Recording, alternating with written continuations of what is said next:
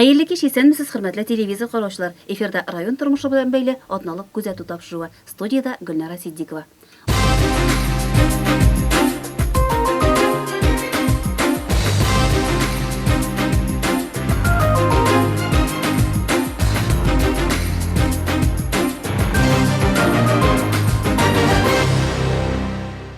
Арча шәһәрендә ярминкәләр гөрли. Традициягә әйләнгән чарадан Гөлшат Моратова хәбәре.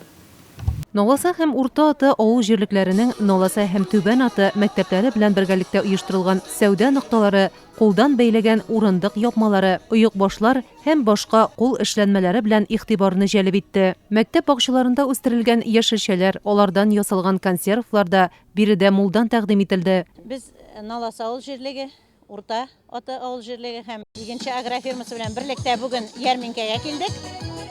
Ярминкәгә авылда үзебезнең җирлектәге хезмәткәрләрнең хуҗалыкларында әзерләнгән продукциялар, шулай ук Наласа урта мәктәбе бакчасында әзерләнгән яшелчәләрдән әзерләнгән продукциялар, сөтләр, твороглар, төрле хайван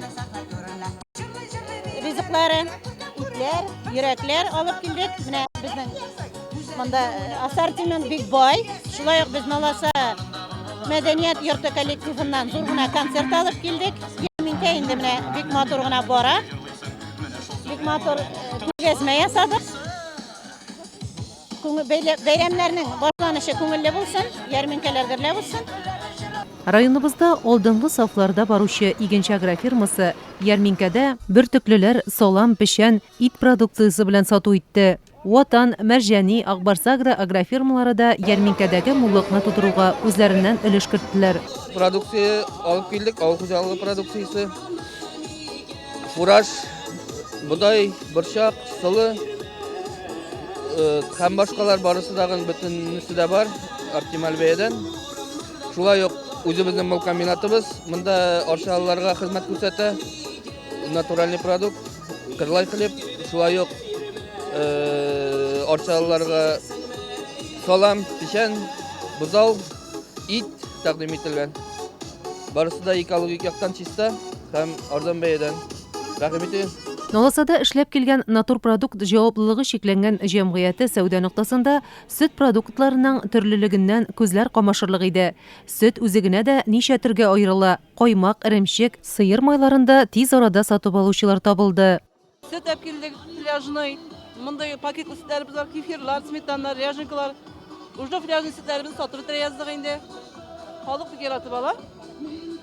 Без шат инде сатканыбызга килдек. Мөндештән шәхси эшмәкәр Төхфәтуллин сәүдә ноктасында авыл хуҗалыгы кирәк-яраклары белән беррәттән савым аппаратлары һәм башка җайланмалар да тәкъдим ителде. Динар Төхфәтуллин сүзләренә караганда, савым аппаратлары районыбызда тормышка ашырылучы 50гә 50 программасы кысаларында берничә сыер асраучы шәхси хуҗалыкларга тапшырылып килә. Ягъни аппаратның 50% бәясен дәүләт капласа, ярты бәясен хуҗа кеше түли. Безнең инде Мөндеш сельхозтехникасында бүгенге көндә халыкка сатыла торган әйберләр дип әйтик инде, шундый типтагы әйберләр, менә сыер сау аппаратлары ике төрле бар инде, бусы шитинлеке тегесе инде үзебездә ясалган аппаратлар.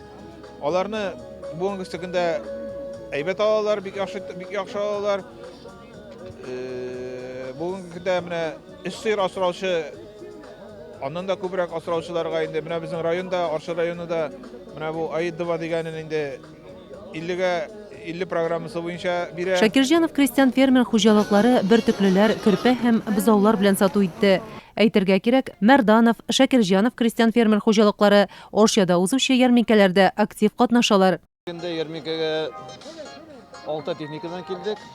Бу көндә 7 тонна безнең фураж, салам, печән һәм дә үзебезнең хуҗалыктан бал.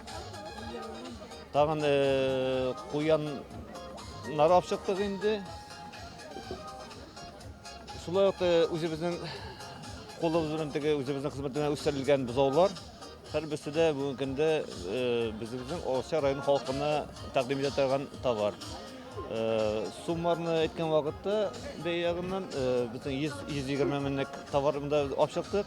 Бу көндә инде яртысы сатылып бетте. Шуңа күрә кешегә яхшы товар алып чыксак, безнең үзебезнең теләккә ирешкән дип уйларга була инде. Шуңа күрә бу сату алучылар да бик ниле акыллы, шуңа күрә теләгән әйберләр килеп бездән сорап алалар. Әле безнең монда бу генә түгел, шул булган товарлар безнең үзебезнең җирлектә дә сатыла. Телефон номерлары һәрбер кеше белә, шуңа күрә киләләр, алалар, сорыйлар, звонок итәләр, безгә бөтен товар иркен. Наласа авыл җирлеге үсешчәннәре ярминкәгә килүчеләрне җыр моңнары, нәфис сүзләре белән каршы алды. Туңучылар хәйрия чәеннән авыз итте. Учакта пешкән шашлык күпләргә җылы җәйләрне искә төшерде. Якшәмбе халык озаграк йокласа да, әкренләп ярминкә тулыланды. Еш йөрибез, бик еш йөрим, бик әйбәт кирәк әйберне алып кайтабыз, итне дә күп итеп алабыз, кыйбатта түгел.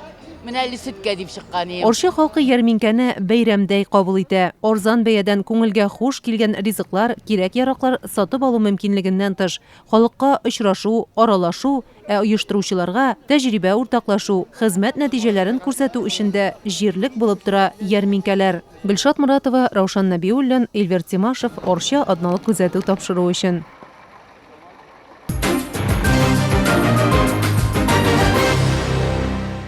Антипьянь социаль проекты кысаларында юллардагы исереклеккә каршы көрәш дәвам итә. Орша радио компаниясе иҗат төркеменең юхиди хезмәткәрләре белән бергәлектә үткәргән чираттагы рейд нәтиҗәләре алдагы материалда. Февраль айында районыбыз юлларында булган 4 хәлакәт нәтиҗәсендә 4 райондашыбыз төрле дәрәҗәдә тән җәрәхәтләре алды. 2 кеше хәлак булды. Шул исәптән бер бала. Февральнең 18 көнендә генә дә юхиди инспекторлары 434 административ хокук бозу очракларын теркәгән. Сагат 7-дән рейд башланды. Без бергә ике инспектор эшлибез бүген сагат 7-дән. Аша шәһәрендә Аша үзәгендә эшлибез. Күбрәк безнең Аша шәһәрендә монда куркынычсызлык кайышларын куймау, нарушениеләр табыз инде, номерлар күренмәсә, ништайм гос номера дип атыйбыз белән. Насын детский сиденьялар булырга может инде, шулар буенча күбрәк эшлибез. Трассага килгәндә безнең трассада күбрәк нарушениеларга каршы юл ачыгу, обгон нарушениеларын выявляйтбыз. Бу 2 ай эчендә безнең 2 троп булды, 7 кеше яраланды. Бу 2 үлем очрагы да каршы як полосага чыгып, бәрелү нәтиҗәсендә килеп чыккан ДТПлар. Күбрәк водительләргә әйттерим, куркынычсызлык кайышларын тага бирсеннәр, балаларын сиденьяларга утыртып бирсеннәр. Номерларын карап, машиналарын карап торсыннар, шул тизлекне арттырмасыннар, самое главное. Юллар бозлавык, начар. Юлларда патрульлек итүче инспекторлар протокол язып, туктатылган машина йөртүчеләрнең документларын тикшергән арада без җәяүлеләрнең юл кагыйдәләрен бозу очракларын күзәттек. Тиешсез урыннан юл аша чыккан җәяүлеләргә карата Россия Федерациясе административ хокук бозулар турындагы кодексның 12-29 маддәсе 1-нче өлеше нигезендә 500 сум штраф, җәяүлеләргә юл бирмәгән машина йөртүчеләргә 12-18 маддә нигезендә 1000 ярым штраф каралган. Әйтергә кирәк, февраль аенда бу кагыйдәгә битараф машина йөртүче Орча үзәгендә бер җәяүлене бәрдерә. Кайсы урында? Сез менә үзегезнең ялгыш җирдән чыкканыгызны признаетеме? Кешеләр чыган шуңа чыктым инде. Сез менә җәяүлегә дөрес урыннан чыкмаган өчен юл аркылы нинди административ штраф каралган беләсезме? Беләмен. Ничә сумлык? Белмим анысын. Белмисезме? Әле түләгәнем юк. Рейд вакытында машина йөртүчеләр белән дә аралашырга өлгердек. Балтач районыннан Рафис Садыков юл кагыйдәләрен бузган өчен административ штраф бәяләре артуыннан хәбәрдар. Әле генә яздылар берне. Ремень салырга капканында кузгалганмын. Шундыктан ремень тезделәр. Булай бик ни? Кагыйдәләрне бузмый торган кеше мин үзе. Моны шектор онытылган. Шуңа. Андан соң менә сез административ штрафларның күләмен артканын беләсезме сентябрь аеннан? Бик яхшы беләм ансын.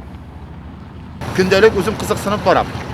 Юл кагыйдәләрендәге кайбер үзгәрешләр уйланырга мәҗбүр итә. Шуларның берсе билгеләнгән тизлекне 20 км/сәгатькә арттырырга мөмкинлек бирү. Үзем водитель буларак шуны әйтәсе килә. Бөтен шушы авариялар в основном килеп чыгалар, алар превышение. Скоростьны сакламау. 60 икән 60 белән йөрә кирәк, 40 икән 40 менә яңадан яңа правилалар нигезендә бит инде безнең 20-гә артык ярый дигән скоростьны арттырырга ярый дигән никертләр закон. Мин аны дөрес дип санамыйм. 60 икән 60 булырга тиеш, 40 икән 40 булырга тиеш. Шундыктан алайса менә ике арада мин үзем Балтач районыннакы. Ике арада гына 90 белән генә түгел, хәзер ушы йөриләр 110 белән. Безнең юллар әле ул барыбер яхшы булса да мин әйтерим 110 белән йөри торган юллар юк әле бездә. Исерек хәлдә руль артына утыручыларга карата җәмәгатьчелектә бер генә фикер. Бу җинаять юл хәрәкәтендә катнашучыларны куркыныч астына кую. Алкоголь кулланып руль артына утыручыларга карата законнар катгыйлана барса да, февраль аенда гына да районыбызда инспекторлар тарафыннан 13 исерек хәлдә автомобиль йөртүче ачыкланган. Дәүләтебезнең дә политикасы бик дөрес түгел. Бу мөстәкендә гаи хезмәткәрләрен кыйммәте өстенә кыйммәтәләр. Һәм шул ук бу юлга безнең гаи хезмәткәрләре, полиция хезмәткәрләре чыга, бер экипаж чыгарамыш. Шушы ук менә Орча районы карыйбызны, Балтач районы карыйбызны. Балтач районында мәсәлән бер экипаж чыга. Ул күбрәк булса иде. Ни өчен дигәндә, бер ДТП була икән, дорожный происшествие була икән, ул гаи хезмәткәрләре шунда китә һәм район гаиларсыз кала дигән сүз. Кешенең курку юк. Шуңа күрә кабып йөриләр. Курккан кеше кабып йөрми ул. Исереклеккә тагын да арттырырга кирәк аны ниен? Штрафы ни күләмен арттырырга кирәк дип саныйм. Димәк, сез уйлыйсыз, акча белән генә җиңеп була исерекне. Кешенең кесәсенә кирип кенә җиңеп була. Һәр нәрсәне дә. Любой нәрсәдә булса, нитер кешене җиңәргә, аның кесәсенә кирип теге акчаны аласың икән, туктый ул.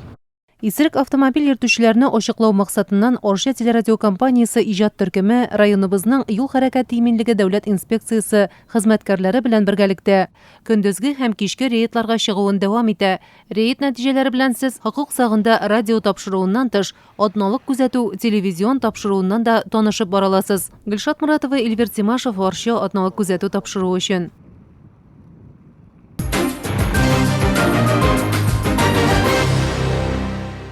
27 февраль көнне Мәдәният йортында Орча халык театры Гөлсинә Зәкиеваның «Елый икән, елый ирләр» дип исемләнгән спектаклен сәхнәләштерде.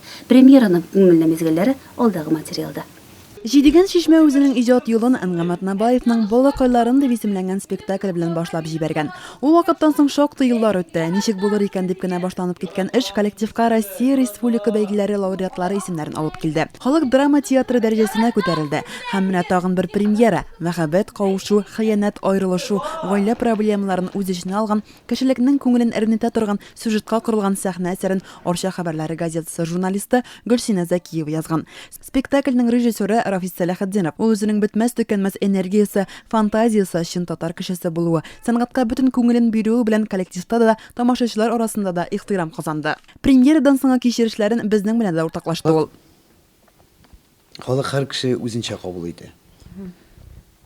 Бар менә драматик сәхнәләрне мизансценалар уйнаган вакытта җылап утырган вакытлары. Даже мин күрдем. Кызарып, бүртенеп беткәннәр инде җылый. Мен сәгел сәхнә пешмәгәннән карап торырга яратам кешенең реакциясын. Бар бер ничә кешенең теге шунда көлеп тә утырган. Аңламыйм. Ул әйбер булган иде. Саташу әсәрен куйганда Собада бөтенләй мин шок хәлендә калдым, когда кыз бала әйтә: "Ал мине", шундый теге ярсып. Син нәрсә карап йөрсең, кыз ул спектакльне карагансыздырмы, юкмы, белмәйм инде.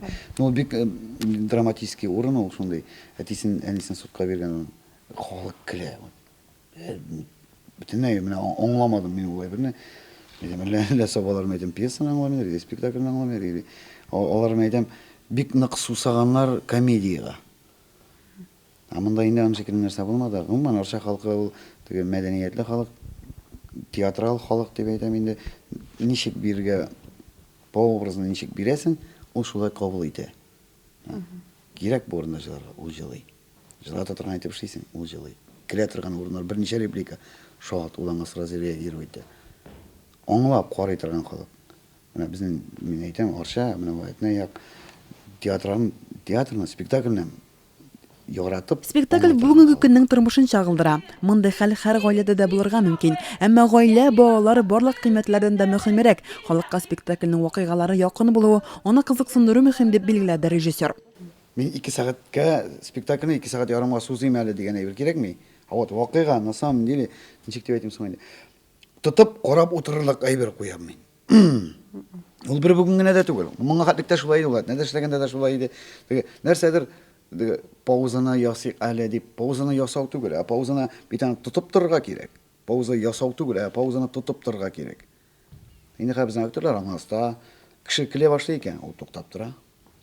Кеше кул чаба икән, ул туктап тора. Потому что кул чапканда, когда кычкырган вакытта, анда теге килгән вакытта, нинди реплика ишетелеп калмый. Туктай, аннан яңадан әйтеп куя. Ул әйберләр инде безнең ничектер отрабатываный, эшләнелгән. Целиком спектакльне алганда, миңа бик ошады. Миңа бик ошады кешенең реакциясы да, миңа бик ошады тамашачының реакциясы да, миңа бик ошады актерларның үзләрен сәхнәдә тотышлары да. Актерлар турында сүз чыккач, аларның үзләреннән спектакльдә төп герой Гамирне уйнаучы Рамил Мөхәддиновның фикерен дә белдек. Бу әсәрдә герой, ничек дип әйтик, тискәре дип карасаң да була, уңай дип карасаң да була. Инде ул язмышның ошысына душар ителгән кеше үзенең бер яктан йомшаклыгы беләндер дә, бәлки инде ул инде тормыш шулай таләп иткәндер. Тормышта бит төрле хәл була. Буталыш та була, чуалыш та була, шатлыклы мизгелләр дә була, моңсу мизгелләр дә була. Менә монда бу әсәрдә нәкъ инде шундый герой чагыла. Ул инде беренче мәхәббәтен якынрак күреп буталып ала, ләкин инде үзенең тормыш кырган, инде төпле тормыш иптәшен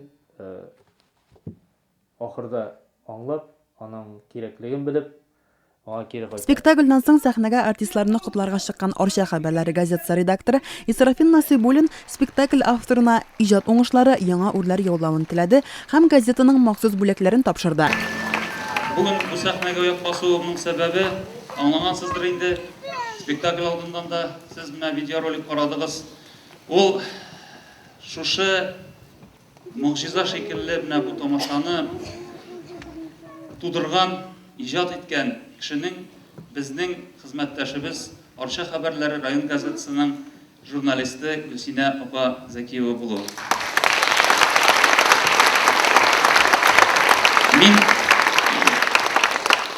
Мин бу әсәрне мөгаен иң беренче укучыларның берсе булганмындыр. Һәм шул вакытта ук Гөлсинә апа белән киңәшләшеп, аңа бу әсәрне Арча сәхнәсендә куйсагыз да, ул халыкның йөрәгенә үтеп керә торган спектакль булачак дип киңәш биргән идем. Һәм менә шушы хыялның тормышка ашыру шаһиты буларак, мин бик куанып, сөенеп һәм горурланып утырдым. Бик яхшы әсәр язган бит безнең хезмәттәшебез. Шулаймы? Гөлсинә ханымның тәүге әсәрен арчалылар бик җылы кабул итте. Рафис Сәләхетдинов та аңа чын күңелдән рәхмәт сүзе һәм изге теләкләрен җиткерде. Авторына килгәндә, талантлы ханым, бик хөрмәт итәм. Аннан соң фанатик инде, чын мәгънәсендә театрның фанатигы. Уңышларына Андан соң инде ул хәзер 2 әсәрен Камал театрына бирде, Академия театрына. Куялар икән, куймыйлар икән, үзем куям. Анда инде теге анонимный бара бит инде. Теге ниндер ала примерно Гөлсина Закиева дип куймыйлар анда. Гөл дип куярга может. Укыйлар шуны пьеса шейкән шуннан соң анда Ямат театр пьесасына бит инде. Анда ни бара? Конкурс бара. Гөлсина апа молодец. Гомумән бу труппа менә бу элеккедән килгән театрал труппа, алар субханалла күз генә тимәсен. Фанатиклар, аларга барысына да уңышлар. Әле Алла бирсә, алар белән әле матур спектакльләр чыгарыбыз. Уңышлар барысына да, Гөлсина апайга да. Әле Гөлсина апай яңадан бер комедиясын китерде ул миңа. Өйләнәм дигәндә генә менә әле укып бетермәдем. Вакытым да булмады инде. Талантлы хатын. Вакыйгаларны төзә белә. Тел чиста. Аңлаешлы. Шунлык белән ул әле халык арасында дан казаначак. Аннан соң менә бу спектакль бүген генә куелышы да Орча халык театры һәм Орча кешесенең язганы. Бу бит инде бөтенсе Орчаны күтәрүгә кайтып кала. Әйе, арабыздан төрле яктан талантлы шәхесләр булу зур горурлык, чөнки Гөлсина Закиева 30 елдан артык шушы театрда уйный. Әлеге спектакльдә дә үзенең холкына тәңгәл рольне уйнап, тамашачы мәхәббәтен яулады. Гөлназ Нагыймова, Эльвир Тимашев, Рошан Набиуллин, Асанны күзәтеп тору өчен Орча шәһәре.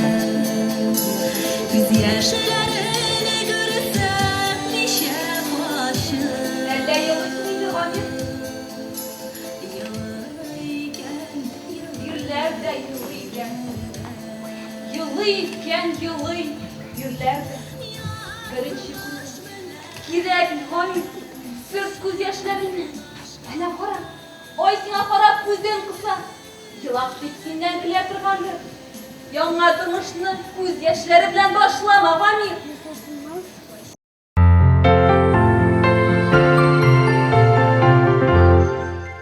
Есть два способа формирования фонда капитального ремонта. Первый – сделай все сам. Собери собрание собственников жилья, открой специальный счет одного дома, определи необходимые виды работы и материалы, выбери подрядчика, составь смету, контролируй весь ход ремонтных работ. Второй – поручи все сделать региональному оператору. Собери собрание собственников жилья, выбери регионального оператора, прими решение по факту выполненных работ. Сформируй фонд капитального ремонта и начни экономить на коммунальных платежах. Твой дом требует капитального ремонта. Сломалась дверь? Устал ходить пешком? В подвале образовалось Черное море? Сделай капремонт. Отчисляя каждый месяц средства в региональный фонд капитального ремонта, ты превратишь свой старый дом в новый. Будут установлены общедомовые приборы учета на воду, тепло и электроэнергию. Отремонтирован лифт, фасад и укреплен фундамент. Сделай свой дом новым. Охотишься на лягушек в собственном подвале. Лифт со скрипом ходит только до 2-го этажа. А через крышу дома весело пугать голубей.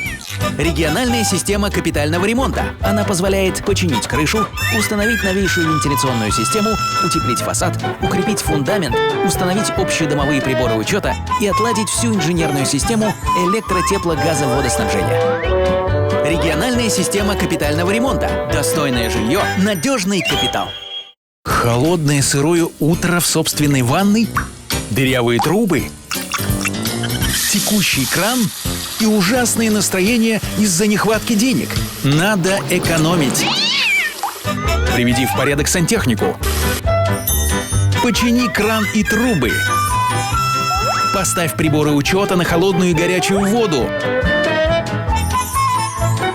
Плати только за то, что потребляешь, а не выливаешь.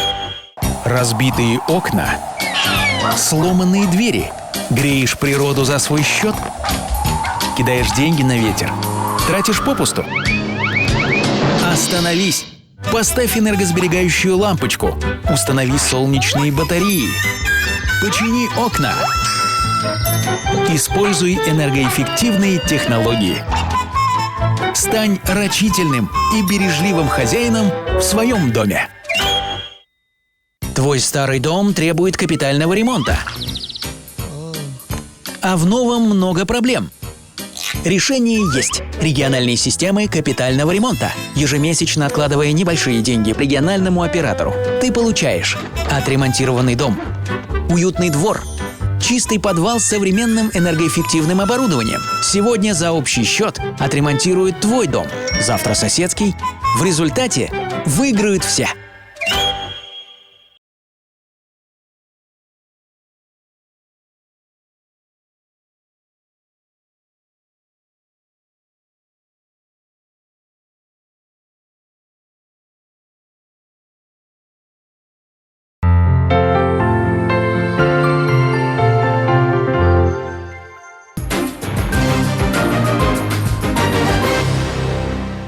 Ел башыннан республикада янгын очраклары ешайды.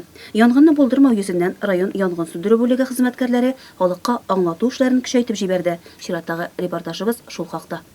Орча районы янгын сүндерү идарәсе хәбәр итүенчә, республикада бу ел январь аенда 9 янгын чыгу очрагы теркәлгән. Шуларның 8-е күп фатирлы йортларда. Янгында 2 кеше һәлак булган. Тулырак мәгълүматлар белән Орча янгын сүндерү идарәсенең күзәтчелек бүлеге җитәкчесе подполковник Рөстәм Сафин хәбәрендә. Арскому муниципальному району принято постановление о проведении мероприятий, профилактических мероприятий по жилому сектору. Вот сейчас мы проводим эти мероприятия. Проверяем квартиры, многоквартирные жилые дома, частные жилые дома. Создано у нас 17 профилактических групп, куда включены все сельские поселения. И также наши сотрудники Госпожнадзора, работники пожарной охраны, ВДПО ездят, выезжаем и вручаем памятки о мерах пожарной безопасности. Чтобы не допустить пожары, в этих памятках в основном все расписано. Но если у кого есть какие-то вопросы, мы с удовольствием ответим. Телефоны наши всем известны. Ну, кому не известно, ОНД это телефон 350 871. ВДПО по Печам по всем вопросам тоже могут ответить вам. 31301 в Арском районе. Ну, а также телефоны вызова экстренной службы 112, 101 сотовых телефонов. 01 это наш пожарный номер уже с давних времен. 35901. Также у нас есть пожарные части в селе Новый Тенерь, Урняк, Сиза, которые также проводят профилактические мероприятия. Их телефоны тоже у нас расписаны в памятке. Янгынны булдырмау йөзеннән Орча янгын сүндерү бүлеге хезмәткәрләре Орча шәһәрендә яшәүчеләргә аңлату эшләре алып барды. Фатирларда ут белән тәэмин ителеш янгын куркынычсызлыгы таләпләренә туры килү-килмәү белән кызыксындылар. Янгыннан саклану чараларын бүген һәркем белергә һәм үтәргә бурычлы.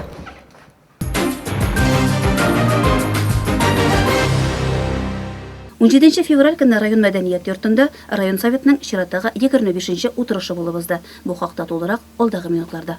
17 февраль көнне районыбызга Татарстан Республикасы фән һәм мәгариф министры Энгел Фәттахов, Татарстан Республикасы Дәүләт Советы депутаты Ринат Закиров килде. Аларны район башлыгы урынбасары Любовь Осина озатып бирде. Иң элек кунаклар Орча гуманитар техникум эшчәнлеге белән таныштылар. Аннан соң Көнбатыш урамында урнашкан 40-42-нче 44-нче номерлы йортларны ачуда катнаштылар. Һәм район мәдәният йортында оештырылган авыл хуҗалыгы, мәгариф, спорт, балалар иҗаты, районыбыздагы төзелеш торышы, кече һәм урта бизнесны үстерү, спорт өлкәсендәге уңышлар, бездә җитештерелгән продукция һәм башка өлкәләргә багышланган күргәзмәне карап, район советының чираттагы 25-нче утырышында катнаштылар. Сессияны район башлыгы урынбасары Любовь Осина ачып җибәрде һәм узып киткән 2013 елга районыбызның төрле тармаклары эшчәнлегенә нәтиҗә ясады.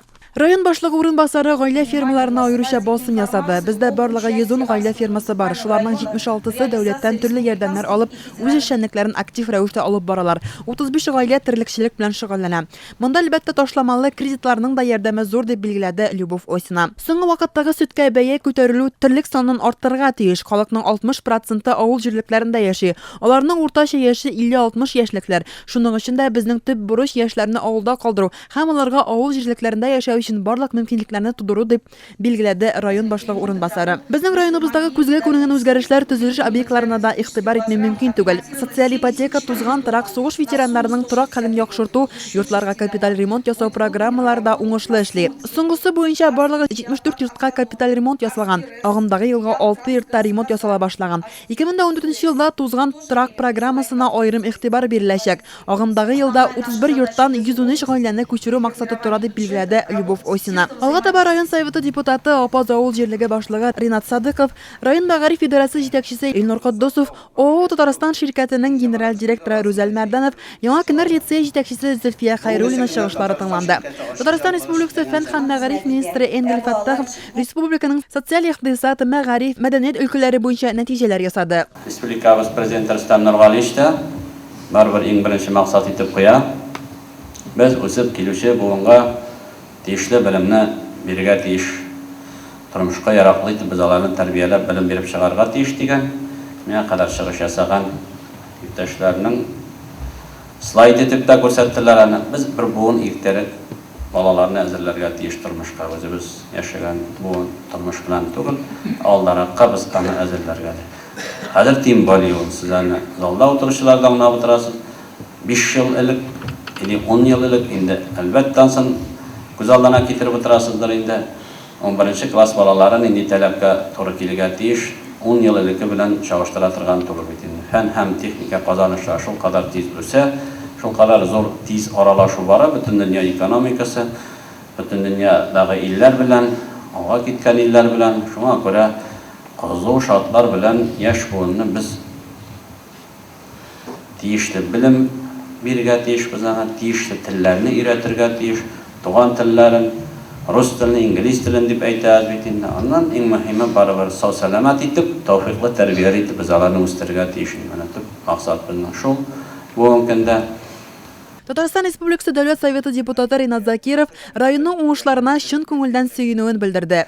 Районның уңышлары ул бу залда утырган шушы җитәкчеләрнең күмәк уңышы да, ул сезнең һәрберегезнең шәхси уңышларыгыз да. Мин инде сезнең белән туганлашып беттем дип әйтергә булдыралам. Чөнки 5 ел буена килмичә калган адна булмагандыр. Һәрберегезнең төрле чараларда да күрдем, кырда да, бәйрәмнәрдә дә. Мин шушы җиңү бәйрәменә халыкның ничек әзерләп, шушы җиңү бәйрәмен ничек билгеләп үткәнлегенә әйтер идем. Шушы бер бәйрәмнән дә халыкның рухы күренә. Ни дәрәҗәдә бүгенгесе матур икәне, ни дәрәҗәдә үткәннең саллы икәне, барысы да шушы бәйрәмдә күренә. Ветераннарның, безнең сугыш ветераннарының бигрәк тә ни дәрәҗәдә торышы, без сезнең белән бәхетле заманда яшибез. Сугыш ветераннарына кирәкле, тиешле игътибарны күрсәтә алдык. Ниһаять алар барысы да торак белән тәэмин ителде.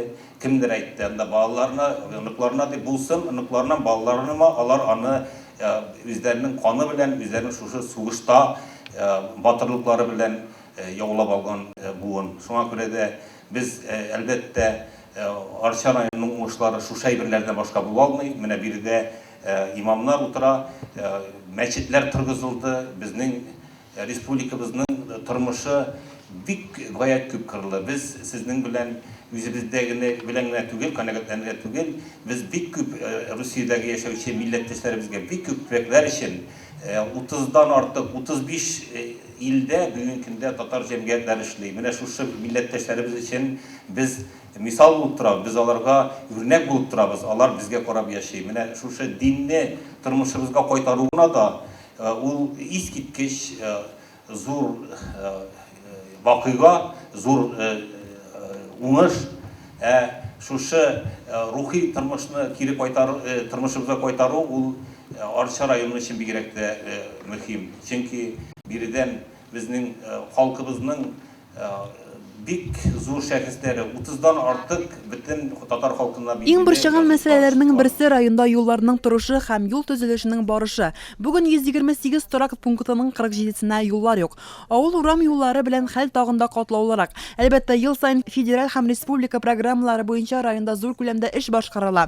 Ләкин бу гына хәлне тамырдан үзгәртә алмый. Шуңа да бу өлкәдә барлык мөмкинлекләрне шул исәптән оешмалар, иганәчеләр һәм халыкны җәлеп итәргә. Быел беренче тапкыр булдырылган муниципаль юл фондының мөмкинлекләрен дә нәтиҗәле файдаланырга кирәк булачак. Районыбызда мәгариф тармагына игътибар һәрвакыт югары дәрәҗәдә булды. Шуның өчен дә без барлык педагоглардан сыйфатлы эш таләп итәргә хаклы. Узган ел мәгариф турындагы закон гамәлгә керү белән бу өлкәдә мөһим адымнар ясалды.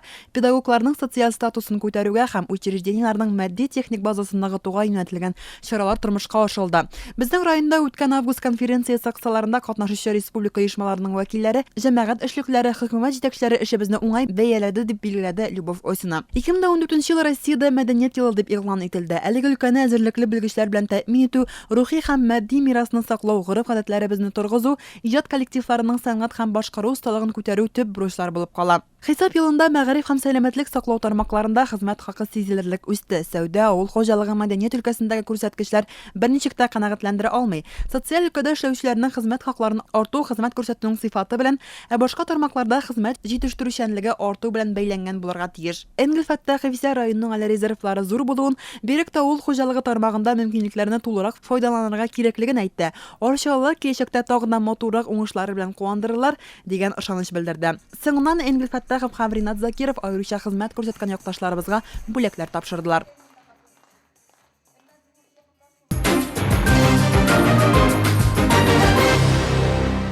Орша шәһәрендә ярминкәләр гөрли. Традициягә әйләнгән чарадан Гөлшат Моратова хәбәре. Агрономнар бүген язгы кыр эшләре алдыннан үз эш мәшәкатьләре белән мәшгуль. Бүген аларны кыш чыккан орлыкларның сакланышы борчый. Февраль аенда гадәттә орлыкларга фитоэкспертиза үткәрелә, авырулар билгеләнә һәм аларга каршы чаралар күрелә. Әлеге хезмәтне Россия авыл хуҗалыгы үзәгенең Татарстан Республикасы филиалы Орша бүлеге башкара. Лабораториядә тикшерү узган орлыкның ниндидер авыру белән күпме күләмдә зарарлануы ачыклана, тәкъдимнәр бирелә. Орлыкның зарарланышына карап, төрле препаратлар һәм микроэлементлар тәкъдим итәбез дип белдерә бүлекнең баш агрономы Әхмәт Хәкимҗанов. Бик күп төрле авырулар бар. Шушы авыруларга каршы көрәш чараларын үтәп, чәчүне башкарып чыгара кирәк. Чәчү алдыннан хуҗалыкларда булган барлык орлыкларны тамыр чирү, гөлбә авыруларына каршы эшкәртүне оештыра кирәк. Булар нинди авырулар? Менә орлыкларда фузариоз, гельминтоспориоз, альтернариоз кебек. Шундан күгәрәк авырулары. Менә шушы авыруларны билгеләү өчен без һәр хуҗалыкта, һәр партиядан анализлар алып, аларның төрләрен һәм нинди дәрәҗәдә зарарлануын билгеләү өчен фитоэкспертиза уздырабыз. Шушы фитоэкспертиза нәтиҗәләренә карап, орлыкларны агулау өчен препаратлар сайлыйбыз, аларны тәкъдим итәбез. Безнең инде февраль аенда бөтен хуҗалыкларда шушы орлыкларга фитоэкспертиза уздырып чыгылачак. Бу эш башланды. 1 мартка безнең орлыкларда булган бөтен партияләргә авырулар билгеле булачак. Һәм инде без аларга тиешле рекомендацияләрне биреп, хуҗалык белгечләренә результатларын тапшырабыз. Агулап чәчелгән орлыкның сыйфаты тамырның үсү системасын билгели. Бүгенге көндә Орша районында барлыгы 40 дәнә PS10 агулау агрегаты исәпләнә. Аларның берничә төр модификацияләре булса да, эшләү принциплары бертөрле. Катлаулы агулау системасының эшчәнлеген гадәттә махсус белемле белгечләр гамәлгә ашыра. Менә шушы орлыкларны агулау специальный машиналары бар. Алар 40 дәнә. Основном барысы да PS10 маркасында агрегатлар. Аларның берничә төрле модификациялары бар. PS10A, PS10AM дигән. Менә бу хуҗалыктагы һәм инде PS20 дигән агрегатлар. Буларның эшләү принциплары бар да бер төрле. Безнең инде основном бүгенге көндә мақсат шушы агрегатларны сыйфатлы итеп бу эшне агулау эшләрен башкару өчен яңадан киләү эшләрен башкарып чыгу. Шушы агулау машинасы основном электр энергиясы белән, электродвигательләр ярдәмендә хәрәкәтләнә моның барлык механизмнары. Бу машинада 5 электродвигатель безнең шушы механизмнарны башкару өчен һәм 6-нчысы менә бу агрегатның йөрүен тәэмин итү өчен. Акбарс агрокомплексының Сикертән амбарларында сакланучы арпа уңышы 105 тоннаны тәшкил итә. Ул бирегә 15 сентябрьдә салынган, 12 октябрьдә тикшерү үткән. Сакланышы да яхшы. Чираттагы тикшерү срогы мартка билгеләнгән. Әлеге складның мөдире Ралиф Фәсхиев орлык агулауның җаваплылыгын елда үз җилкәсендә күтәрүче. 5 ел эшләү дәверендә әлеге гади булмаган хезмәтнең барлык нечкәлекләрен дә белеп бетергән инде ул. Шушы системада инде мин хәзер 5 ел эшлим. Ел сайын шушы бүлекчәдәге агуларны, ашлыкларны агулап, тоткарлык ясамыйча инде чәчүгә әзерләп торабыз, төяп чыгарабыз. Бергә-бергә монда машинист кына эшләп бетерә алмый инде бу эшләрне. Агрегатны киләгәндә агрономнар белән бергә киңәшләшеп, бергә килеп, көйләп куябыз. Аннар эшләү дәверендә үзебез башкарабыз инде. Россия авыл хуҗалыгы үзәгенең Татарстан филиалы Орча бүлегендә бүген 7 кеше хезмәт куя. 6 ел әлеге исем астында эшләүче бүлекнең баш агрономы Әхмәт Габделфәрт улы Хәкимҗанов үсемчелек өлкәсендә инде 24 ел эшли. Тәҗрибәле остаз, белемле белгечнең хезмәте районда гына түгел, республика авыл хуҗалыгы белгечләре тарафыннан да югары бәяләнә. Районыбыз басу кырларында игелүче уңышның сыйфаты һәм күләмендә елда бүлек хезмәткәрләренең өлеше зур. Инде бу чорда белгечләр басу кырларда кар астында яткан уҗымнарның хәле, сакланышы белән даими кызыксынып тора. Үсентеләр гадәттә районыбызның төрле басуларыннан алынып тикшерелә. Белгечләр күзеннән үткән шытымнарның хәле бүген ничегрәк соң? Кышкы чорда бүгенге көндә Арча районы бүлеге авыл хуҗалыгы үзәгенең белгечләре тарафыннан даими шушы уҗым культураларын тикшереп торабыз. Без инде 2 төрле юл белән карыйбыз. Шушы уҗымнарның ни хәлдә бүген кар астында торышын. Беренче безнең менә монолит ярдәмендә иң беренче басуларга барып 1 квадрат метр җирне кардан арындырабыз. Һәм шушы басуда иң беренче кар катламының күләмен исәплибез. Аннан соң боз катламы юкмы? Илдәнәя коркы, бу бик хәтәр, арыш, будай менә көзге культуралар өчен. Һәм инде монолит методы белән алганда 30 сантиметрга 30 сантиметр агач ящикларга шушы уҗым җирен 2 рәтен кертеп, чәчү рәтләрен чабып 20 сантиметр биеклектә җире белән менә алып кайтабыз безнең лабораториягә. Һәм башта инде без аны салкынса урында тотып, аннан соң якты урынга кертәбез. Һәм 14 көн буе шушында күзәтәбез. 15нче көнне шушы ящиктагы уҗымнарны басыкларыннан аралап жуабыз һәм аларны саныйбыз. Ничә үсемлек исән. Менә шушы жуганнан соң күренә инде безнең үсемлекләр исән булганнары, алар яңа ак тамыр җибәргән була. Һәм инде яфрак өлеше үсеп киткән була. Әгәр дә инде үсемлек үлгән икән, ул тамыр да җибәрми. Менә шушы башта яшелләнеп торган кар астыннан алып кайткан уҗым башта яшел була да, ул инде көскен үсеп калган яфраклар гына, яңа үсенте бирми. Бу үсемлекләр үлгән була инде. Үсентеләр Вамин Арча Кырлай агрофирмасы басуларыннан алынган. Биредә кар катламы 42-43 сантиметрны тәшкил итә. Аның 30 сантиметры йомшак кар һәм үсенте өстендәге 15 сантиметры каты кар.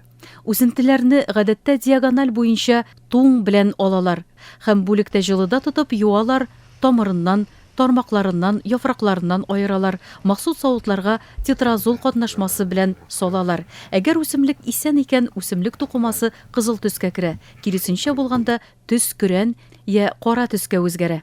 Үсемлекләрне диагонал буенча басудан берничә җирдән алабыз. Менә шушындый bir басудан 100 үсемлек алабыз. Туң белән, тамырлары белән, аларның сабагы белән һәм инде лабораториягә алып кайтып, безнең үзәккә алып кайтып, аларны җылы бер көн эчендә җылы температурада тотып, җуабыз һәм жуганнан соң аларны тамырларыннан һәм яфракларыннан арындырып, именно безнең менә шушы тармакларның үзәге бар. Үсемлекләрнең ул 1 сантиметр булган озынлыкта аларның тамырларын кисеп, яфракларын кисеп, менә шушындый чашкаларга, значит, салабыз тетразол препараты белән.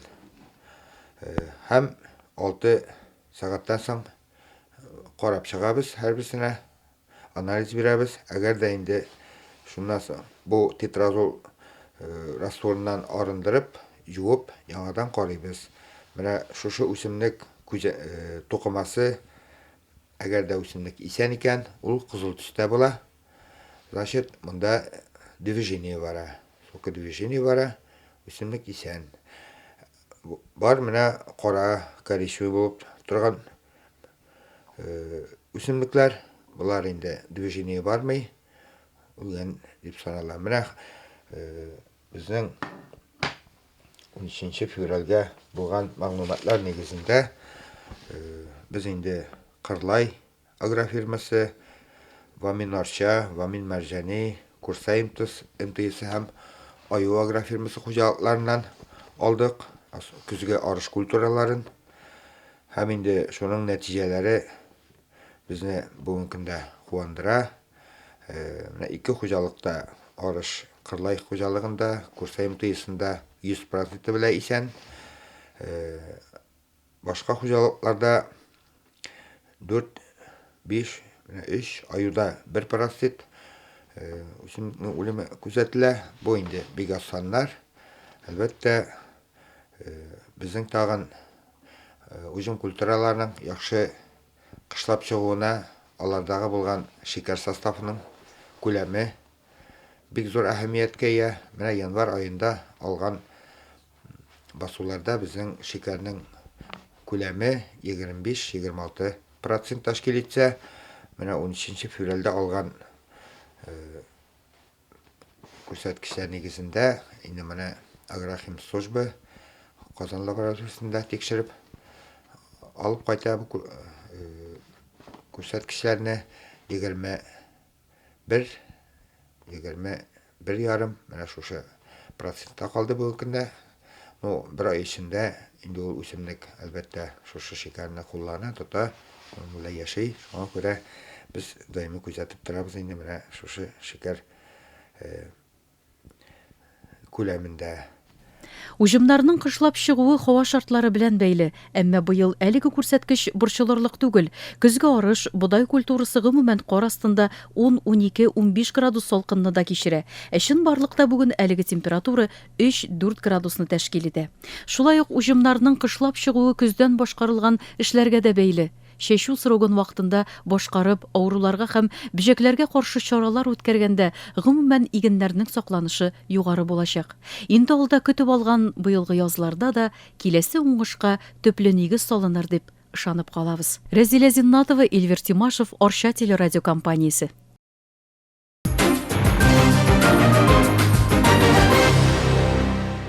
Хөрмәтле телевизор караучылар, атналык күзәтү тапшыруның бүгенге чыгарылышы тәмам. Алга таба эфирыбызны агым тапшыру белән дәвам итәрбез. Мен Гөлнара Ситдикова сезнең белән алдагы җомга көнгә кадәр сау булашам. Исән имин булыгыз.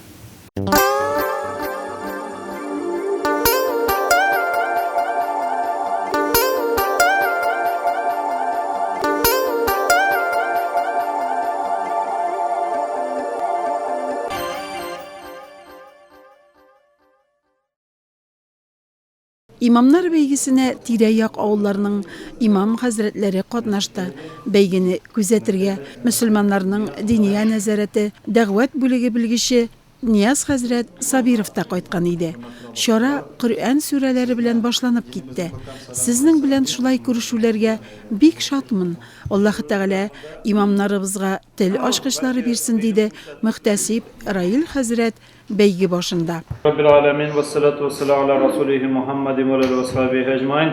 Һәр мактауларыбыз Аллаһ субхана тәала булсайды, күңелләребездән чыккан дәва шәрифләребез сөйкле пәйгамбәрбез Мухаммад Мустафа саллаллаһу алейхи ва салламга ирешсәйде. Hürmetli din kardeşler, sizden Allah selamıyla, Allah tala selamıyla selamlayayım. Esselamu aleyküm ve rahmetullahi ve berekatuhu. Bir de bir şartman sizden bilemine şulaydı bir anladan bir kuruşup, indi bir kuruşuğuna tugul, hatta indi biraz belgide de katnaşıcılarga Allah rahmetli olsun. Indi hem indi hürmetli konağımız şuşunda jiyılışta katnaşa oldu bulsa bizden dünya nazaretinin Mufti Kamil Hazretinin dağvat bölüge jitakçısı, Mufti Hazretinin yardımcısı oldu bulsa bizden indi her daim көп vaqtlarda qatnaşıp turgan Niyaz Hazret Sabirov indi anı bilan tanıştır. Şulay indi bizning rayon imamları şuşunda qatnaşa, hem indi biz şunun jiyilinin sebebi oldu bulsa bir-birimiz bilan bunda belki g'ilim ko'rsatuv tugildir, belki g'ilimni alu sebebi bilan şuşunda jiyilganmizdir. Biz indi bunda qo'ymaymiz talablar, imamlarning g'ilimlari indi alarni beya beruvchilar xalq. Indi xalq sizni imom bo'lib qo'ygan ekan, demak siz indi shunga loyiqli kishilar. Biz indi sizga beya berga deb deymiz, biz balki sizni bir yangadan bir ehtirom etuv, bir indi yangadan bir tanış bulmagan bo'lsalar tanışıp bir-birisi bilan aralashirga deb, birdan bularga deb, ham indi do'st bularga, ham indi bu konkursning sababi indi aytganimizcha o'rin olib tugul, qatnashuv ham g'ilim oldi. Niyaz Hazret Sabirov barliq musulmonlarga dinimizning ko'rkam salamin, shulay yo'q Kamil Hazret Samig'ullining da salamlarini yetkirdi. İmam bulu big zor vazifa derece. Peygamberimiz Muhammed Mustafa sallallahu aleyhi ve sellem aytgan, her bir imam menim bilan jannatda bulur deyip. Hadiste 7 türlü kishi jannatda bulur. Şunun birinchisi Gadil imam dedi. Bu baygi bizning bilimlarimizni orttirishga sabab bo'lib turadi. Berakda imom kishiga har vaqtda bilimlarini orttirishga kerak. Har vaqtda imom bo'lgan kishi o'z ustida ishlarga tegish, komillashishga tegish, ham imom bo'lish bek zo'r vazifa, bek zo'r daraja. Payg'ambarimiz alayhissalatu vassalam aytgan, "G'adil imom mening bilan birga jannatda bo'lur" degan. Mana bizga barchamizga da o'z vazifalarimizni yerine yetkazib, durust etib boshqargan nasib etsin. Anlari aytasim keladi. Agarda imom bo'lgan kishi turishsa, ixlos ko'ngildan ishlasa, bilimlarini har vaqtda orttirib bersa, orttirsa, bu dunyoda da, oxiratda da darajali kishi bo'ladi. Mana baribizda bilamiz, qiyomat kuni bek qattiq issi bo'ladi. Hatto qo'y bir kishilar o'zlarining potlarida botirlar. Ham hadisda aytilgancha, 7 turli kishi Alloh taolaning rahmat ko'lagasina loyiq bo'lurlar. Shunday mana bu hadisni ko'pingiz bilasiz. Ham nashul 7 turli kishi orasida eng birinchisi kim? G'adil imom. G'adil imom. Nashul ko'ra barchamizga da g'adil bo'lirga nasib bo'lsin. Ham men har vaqtda o'tirib aytam, sizlar bilasiz endi imom bo'lgan kishi o'zining so'zlari bilangina tugul, nasihatlari bilangina tugul, o'zining amallari, adabi ham axloqi bilan da xalqni dinga chaqirgan deyish. Mana baribizga da imamlarga, hamda avstriyalarimizga da shunday ko'rkam xulqli bo'lirga, so'zlarimiz bilan tugul, adabimiz bilan, axloqimiz bilan xalqni dinga chaqirgan nasib bo'lsin.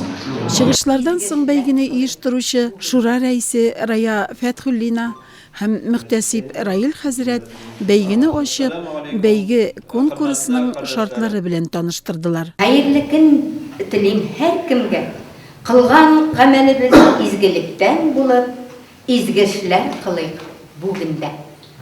Tatar halkı zor şahıslar bilan tanılgan. Ul g'imir-g'imiriga g'ibrat alırlıq mirasın iska alık. sağlık ömürge. Assalamu alaikum, hürmetli kardeşlerim, konaklar, hazretler, ustazlar. Sizge Allah Teala'nın selamı, rahmeti, bereketi olsaydı. Halkımızın görkem arif adetlerin, buğundan buğunga topşırılgan terbiye ülgülerin, halkımızın asıl sıfatların, Allah-u Teala'nın kanunların halkımızga jetkirişi, cemiyetimiz için her vakit örnek bulup duruşu, milletimizin uşağını söndürmüşü saklap gelişi, hürmetli imamlarımız kış sınашırga dini beygige jıyıldı. Beygide katnaşucu imamlar özleri hem mahalleleri ötkergen şoraları bilen tanıştırdılar. Türlü albüm hem көрсәтмә материалларын jüriga təqdim ettiler. Jüri ihtibarlı, birgine cevabını da, birgine materialını da göz oңundan jibermediler. İkinci birim Allah Teala'nın isimlerin 3 minut içinde yazıp çıkarga hem Kur'an ayetlerini tınlap qaysı sureden ikenin әйтергә. İmam Hazretler Beyge'nin her nominatsiyasında tügel hem tiz cevap verdiler. Peygamberimiz Muhammed Mustafa sallallahu aleyhi ve sellem'in ruh şerifine, көңілләребезнең түрләренә чыккан ихластан булган салават шәрифәләребез ирешсә иде. Аллаһ Таала шушы мәҗлисебезне хәйрле мәҗлисләрдән кылып, шушы мәҗлис сәбәпле һәрберебезнең иман байлыклары артып, гыйлемнәребез артып, шул мәҗлиснең тәэсире тормышларыбызда да изгелекләребез артуы белән күренсә иде. Инде мөселман кардәшләрем, мин Галиев Ирек Индус улы булам. Кенәр яңа шушы Арча районының яңа Кенәр авылы имам хатибы. Сафиуллин Замир Равил улы, Кызылбаш авылы Мәриям мәчете инде безнең мәчетендә 2009 елның 4 июлендә ачылды. Инде Рашида Астай башлаdılar. Muallimelerimiz de bir Türkçe kiriştirdik. Hazır vakitte medresede 11 muallime var. Bir muallimemiz var. Şimdi yakın çevrede avlularda da yardım ederiz. Ayınsar avluda da okuttuk, Ayvan'da da okuttuk. Meyamında oturan okusaylarda bizim medresede okup çıkan, bizim medresede okutkanlar, barışlarına apada. Avlunda doğdum, şunda orta bölümünü aldım. Hem 1999 yılında Muhammediye medresine girdim. 2004'te bitirdim. 2004'te bitirip Şuşmabaş meşitine işe kayttım. Hazır o vaqtda şunda işim hem 10 yıl, hem 10 yıl bola, şunda meşitde işi başlarına. Meşit işlemegi tuğunda etkende 5 vakit namazga azan aytılıp, namaz okulup turab, cuma namazları kişiler keler, gayet namazları, bütün gayet namazları okula. Hem de bağlar meşitde okutu degende 2 türküm bağlar okuy, alarını amistaylarımız okudu, elhamdülillah. Hem de 2 türküm oğullar var, oğullar okuy. Meşitde türlü kişiler ötkürəbiz. Yani birer yerden hazretini, birer indi Kur'an'ın hazretini şakırabız. O ağız söyle, hem türlü oğul halkı, hem bağlar gele, mektepten bağlarını birer çüreler. Beygi devam etti. Hazretler biletler alıp sıravlarga cevap verdiler. Her biletinin sıravları türlü hem katlaulıydı. İmamlar bu tür birimde de sınatmadılar. Muhammed sallallahu aleyhi ve sellem neçə yaşda balalarını namaz elətirə qoşdu, həm neçə yaşda məcbur oxutara qoşdu. 7 yaşda oxuturlar, onun 8 yaşda, 10 yaşda indi ötürək. Ama indi məşhur tərbiyyədə burada. Qurban vaqiası qaysı iki peyğəmbər bilan deyildi, həmin nəsə işlədilər. Bunlar indi peyğəmbərlərdən şu İbrahim aleyhisselam bilan İsmail aleyhisselam vaqiası, ana bilməyən kişi yok, aytıb dursan indi, uşaqlara babasına da şu nəsə dünyada buluşuq, əbirlik olsun için biz nəsə işlər edirik. Dünyada buluşuq olsun için Allah Teala'nın rahmetine dayanıp İslam'ın negizlerine hem Peygamber'in sünnetine deyip Allah Teala'nın kurtarıyla yaşayıp hem de adil hüküm bilen üzerine hizmetini itiyor. Şu dünyada tanışıp konuşlarken. Mine beygi ahırına yakınlaştı. Biri de en kıyını jüriga buldu. İmam Hazretler bartır sınavga әзір иделәр. Хәзрәтләрнең билемен җаваплары күрсәтте. Менә шундый барыбыз эшендә файдалы чараларда катнашу, очрашуларда бер-беребезгә ихтирам, үзара теләктәшлек туа. Мәхәлләләрнең эшчәнлеге дә әлбәттә нәтиҗәлерәк була. Чараның нәтиҗәләрен ишетү тағы да көңелле булды. 4-нче урынга безнең лайык булды. Без сайладык инде берсе яшьләр командасыннан дип әйттек, без монда берсе өлкәннәр командасы, һәм шуннан һәрберсеннән берәр кеше сайладык без. Инде 4-нче урында без уйлаштык, шулай итеп безнең беренчесе Фәнис хәзрәт Мустафин утаратның һәм инде Абдуллин Ислам хәзрәтләре инде сезгә менә шушындый кичкенә генә безнең бүләкләребез, ул бүләкләрне инде зур итеп алырсыз дип ишетәм. 3-нче урынны ишетә алмыйсызмы? 3-нче урынны ишетә алмыйбыз шул. 4-нче урынга Аллаһ рәхмәт теләсен. Һәм инде Рабис хәзрәтләре 3-нче урынга лаеклы булдылар һәм аларга инде шулай ук истәлекле бүләкләр бирәсе килә. Инде Аллаһ рәхмәт теләсен. Инде бергә мәчеткә килгәч яшибез. Безнең Шамил хәзрәт белән һәм Рөстәм хәзрәт шушма баштан булдылар 2-нче урында. Инде менә 1-нче урында булды 2 кеше һәм безгә биреләчәк 1-нче урынга менә без абыстайларга ясадык переходящий выпил дидек, бирдек. Ансы инде безнең кенәргә китте. Һәм менә монда бездә 2 хәзрәт 1-нче урында. Һәм шуларга 2 урында, менә шул 2 кешенән бердәм абсолютно дип чыгарыр өчен без дополнительный 4 сорау бирәбез. Ул кешеләр чыгып, шушы выпилга лаеклы булырга тиеш булалар һәм инде менә ул кешеләр безне Галиев Ирек хәзрәт белән Гарипов Вазир хәзрәт. Бәйге ахырында біз чарада катнашып, 1-нче урынны яулаган имам хәзрәтләрнең берсе Яңа Кырлай авылыннан Гарипов Вазир белән аралашып алдык. Аллаһ насип әйләмәсә, берсегә дә ирешеп булмый. Ни кадәрле тырышсаң да, Аллаһның насибы булмаса, ул ирешеп булмый. Әлбәттә, Аллаһның насибы булгандыр, әлбәттә инде тырыштык. Тырышмадык түгел, чөнки бәйге район күләмендә тырышмыйча гына берсегә дә ирешеп булмый. Инде бу белемнәр инде үртәгә бүген генә кичә генә алынган белемнәр түгел. Менә 15 ел буе инде имамлык вакытында алынган белемнәр дә инде күбесе. Шуңа күрә Әлхәмдүлиллаһ раббил аламин. Артык каушау сизмәдем. Чөнки инде имам булып, җәмәгать алдына чыгып, әзрәк күнеккән, ияләнгән. Шуңа күрә ниндидер алай каушаулар сизмәдем. Әлбәттә, инде әйтәсе килә бик зур рәхмәт оештыручыларга. Алар бик зур эш алып бар. Аңа бит әзерләнәсе бар. Раил хәзрәткә дә, Раева абыстайга да һәм менә шул аның ярдәмчеләренә дә бик зур рәхмәтләремне әйтәсем килә. Аллаһның рәхмәте булсын аларга.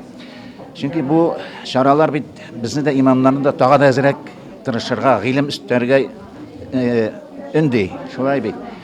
Чөнки әле кем әйтмешли, менә мәсәлән, Аллаһның 99 исем сыйфатында мин яхшылап яттан белеп бетермидем. Аны бик яхшылап яттан өйрәндем менә бәйгегә килгәндә. Менә шуның шикелле ул гыйлем өстәргә өнди безне дә. Аның файдасы бик зур. Үткән бәйге, чара, ярышлар, дини лагерьлар, бергә иткән хезмәттәшлек, кулга-кул тотынышып эшләү нәтиҗәсе. Андый нәтиҗәләрне Аллаһ Тәгалә үзе бүләкли.